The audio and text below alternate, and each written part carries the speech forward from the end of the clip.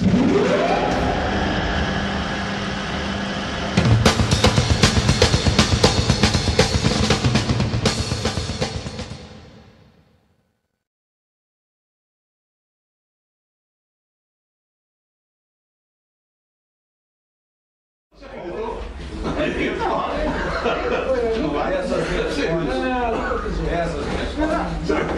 ele fala que foi lá, como assim?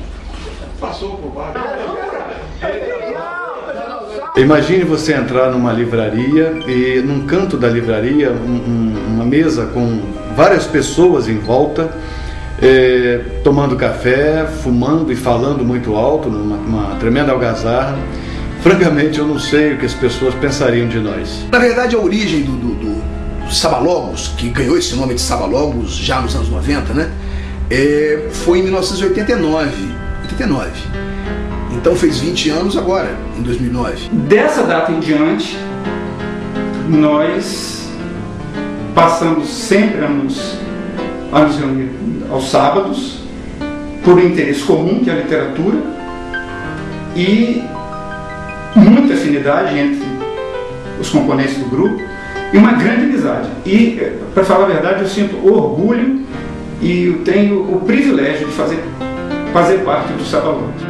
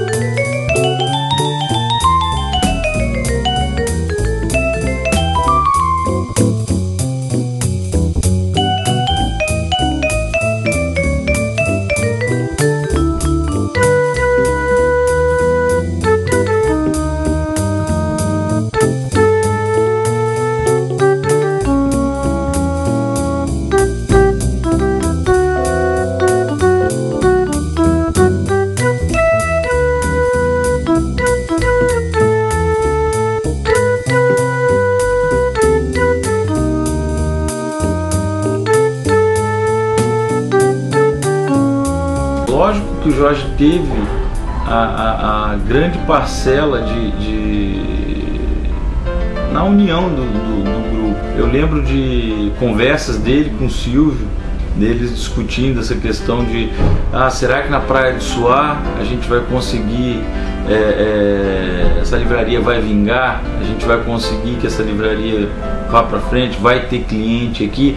E uma das coisas que era um ponto que a gente sabia que essa livraria ela tinha futuro, que ela se tornaria uma livraria de referência, eram as reuniões do grupo. Eu me lembro que eu vinha a Logos com certa frequência, 2, 3 vezes por semana, e acabei vindo muito aos sábados por conta de trabalho durante a semana letiva.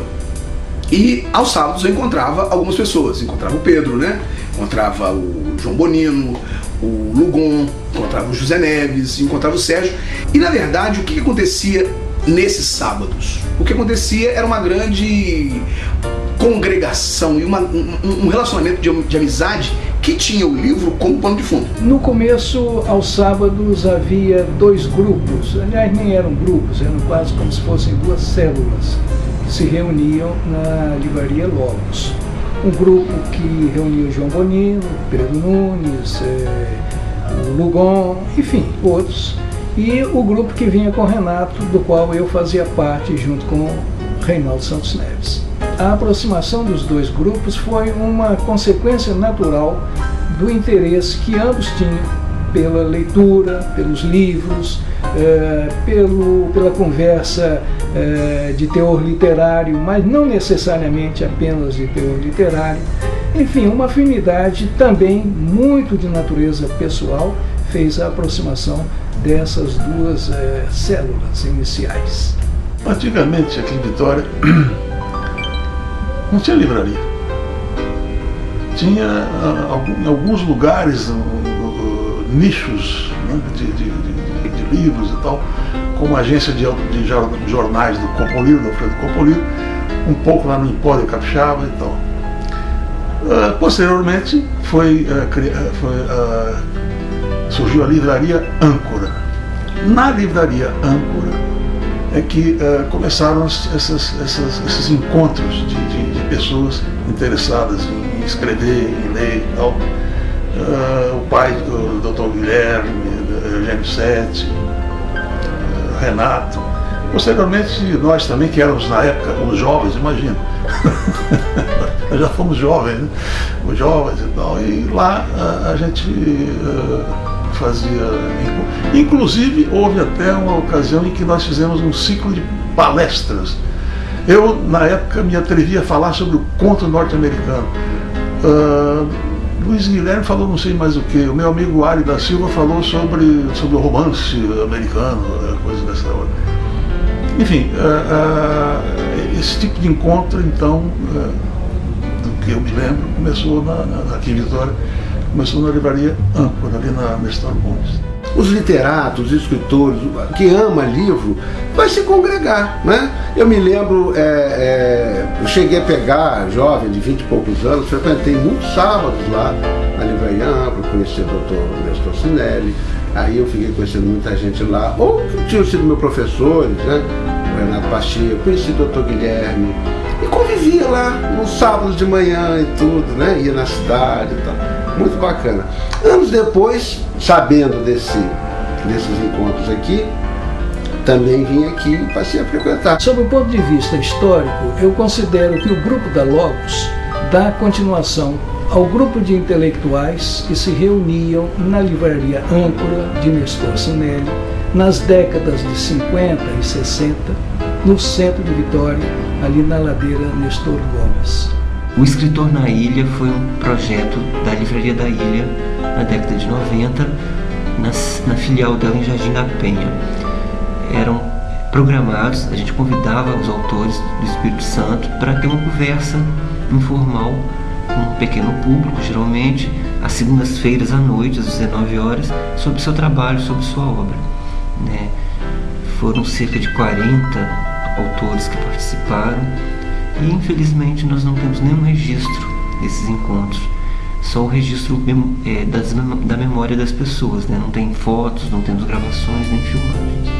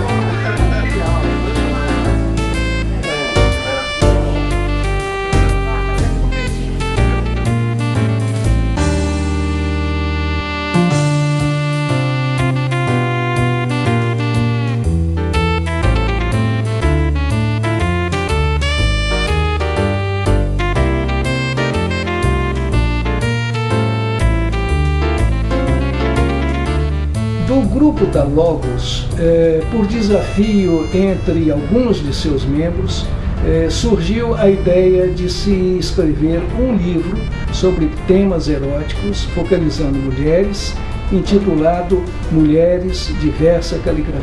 Foi uma ideia que eu tive e eu apareci com uma ideia e enfim, a ideia foi logo aceita. Nós faríamos um livro de contos eróticos e, enfim, eu acho que o pessoal ficou com receio de escrever contos eróticos e o livro ficou bastante tranquilo de qualquer pessoa ler sem se preocupar com o erotismo. Claro, houve muita polêmica, nós sempre fomos acusados de machistas e na verdade nunca fomos machistas, as mulheres sempre foram muito bem-vindas e muito bem recebidas na mesa. E eu creio que houve um equívoco em taxarmos de machistas a partir do livro. Não sei se o livro provocou esse sentimento ou se o fato de que eram os homens que se reuniam ali provocou esse sentimento em volta do livro. Mas, sem dúvida alguma, foi uma história muito engraçada. Uma das coisas que eu acho que deve ser lembradas é justamente a presença do nosso sócio correspondente europeu, vamos chamar assim, que é o antropólogo holandês, né, Eric Bank, que sempre que vem a Vitória, anualmente, ele nunca deixou de fazer a visita, né, no sábado na Logos para conversar com os amigos, rever os amigos, etc. Outra coisa também que eu devo lembrar é que eu fiz questão de lançar a longa história no sábado, né, de manhã, na Logos. Isso aí foi uma espécie de... Eu me sentia bem lá, né? Eu quis lançar na Logos porque era um lugar... É como se fosse uma casa. Eu me sentia recebendo os amigos em casa, né, as pessoas que foram lá. Fizemos aquele, né, assim, uma espécie de café da manhã, né, no sábado de manhã, lógico. E foi muito agradável, né? Houve uma presença assim razoável de pessoas e eu curti muito aquele sábado na Logos. O Saba Logos foi para mim o encontro de toda a inteligência capixaba, mas principalmente é o encontro dos meus melhores amigos, das companhias mais divertidas e de toda uma sabedoria de vida e de conhecimento acumulada em pessoas da mais alta estirpe, da melhor qualidade moral. E foi marcante para mim e mudou completamente a minha vida. A minha relação com o Saba Logos é uma relação de amor que começou há muito tempo por uma sugestão do professor Renato Pacheco para que eu viesse aqui. E raramente eu falto, só falto quando não estou em Vitória. E o Saba Logos é uma coisa que alimenta a minha alma, eu gosto muito disso, isso é necessário. Eu sinto muita falta quando eu não posso vir ou quando tem algum motivo que me impede, por circunstâncias outras, seja pessoais ou profissionais, não estar aqui. Parece que faz parte da minha rotina, da boa rotina, né? Então as pessoas às vezes perguntam, você não estava lá no sábado? Infelizmente não estava por circunstâncias, mas a minha vontade é estar na minha agenda permanente essa vinda ao Saba Logos. Desde pequenininha, meu pai me levava a Logos. Consequentemente, fui a vários encontros aos sábados. Eu ainda gosto muito de ir nos encontros aos sábados. Gosto muito dos amigos do meu pai, sou muito bem recebida por eles. Eu tiro esse tempinho no sábado para ver amigos, pessoas que eu gosto de estar com elas e aqui fazer aquela troca de opiniões e de experiências. São amigos e é agradável e é enriquecedor. Eu acho que existe aqui uma afetividade entre as pessoas muito grande, uma cordialidade e também uma convergência, né, de interesses, porque acho que as pessoas aqui gostam muito de ler, né, e acho que isso é a forma, né, que tem aproximado essas pessoas ao longo do tempo. Realmente é uma contribuição importante para cada um e um privilégio estar junto dessas pessoas aqui, desse convívio aí aos sábados. Apesar das diferentes identidades reunidas ali, com ideias e propostas, até interesses, mas que é possível compartilharmos juntos.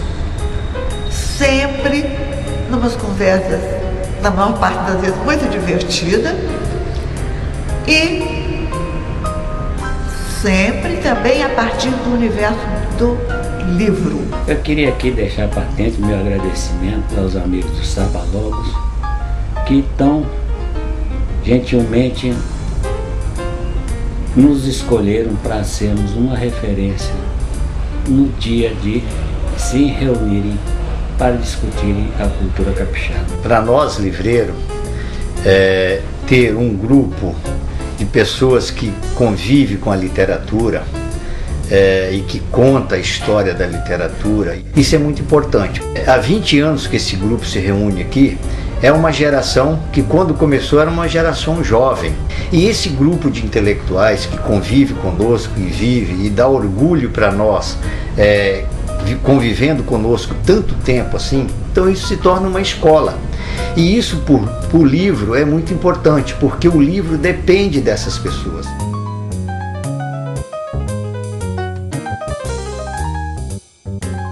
Era um lugar em que você acabava recebendo subsídios para os seus escritos, para os seus textos, né? Porque Renato Pacheco, por exemplo, ele costumava levar, né, recortes de jornal que muitas vezes serviam como gancho para serem incluídos em algum texto. Isso acontecia principalmente na época em que eu escrevia os textos do Garibaldi, os textos de jazz.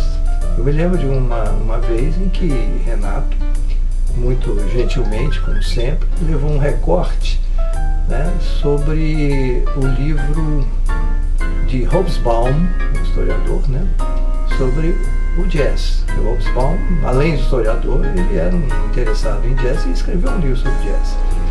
E Renato me fez essa gentileza, né? Levou para mim esse artigo. E esse artigo acabou dando margem a ser utilizado numa das crônicas do Garibaldi. E como a coisa era metalinguística, né, vamos dizer assim, é lógico que Renato também entrou na dança como uma pessoa que forneceu, né, o recorte, do qual saíram aquelas ponderações abstrusas do Garibaldi. Eu não me recordo se eu conheci o João Bonino antes ou depois dos amigos que formariam o nosso grupo. Há um fato que eu considero marcante, que foi o dia que eu cheguei na livraria, como de costume aos sábados, sentei na mesa que estava com os livros espalhados pelo Jorge, que espalhava os livros em cima da mesa para nós vermos. E tinha um senhor sentado, vendo os livros igual eu ia fazendo. E ele acendeu um cigarro. Quando ele acendeu o cigarro, a primeira reação que eu tive foi: eu vou pedir a esse senhor que apague o cigarro. Antes que eu pudesse fazer isso, ele chegou para mim e falou assim, me mostrou um livro e falou assim: você deve ler este livro. O livro é este, Cristo Parou em Ébano, do Carlo Levi. Eu sempre ouvi falar da fantástica biblioteca do João Bonino, né, que foi um grande leitor, um excelente leitor, um leitor de qualidade. E, no entanto, eu nunca cheguei aí à casa de Bonino para ver essa biblioteca, né? E agora eu estou aqui como escritor residente na Biblioteca Pública do Espírito Santo, né? E recebo uma parte dessa biblioteca como doação da família para o acervo geral. E fiquei encantado com o que eu vi, né? Realmente, leitor excelente foi Bonino. Foi excelente, sabia escolher, tinha um leque de interesses muito amplo, né?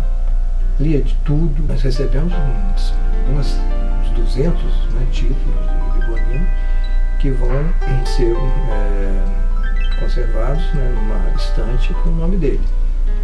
Isso para mim é muito significativo, né, que eu tenha sido um dos intermediários nessa aquisição preciosa, né, e que vai preservar a memória de Bonino como grande leitor que foi.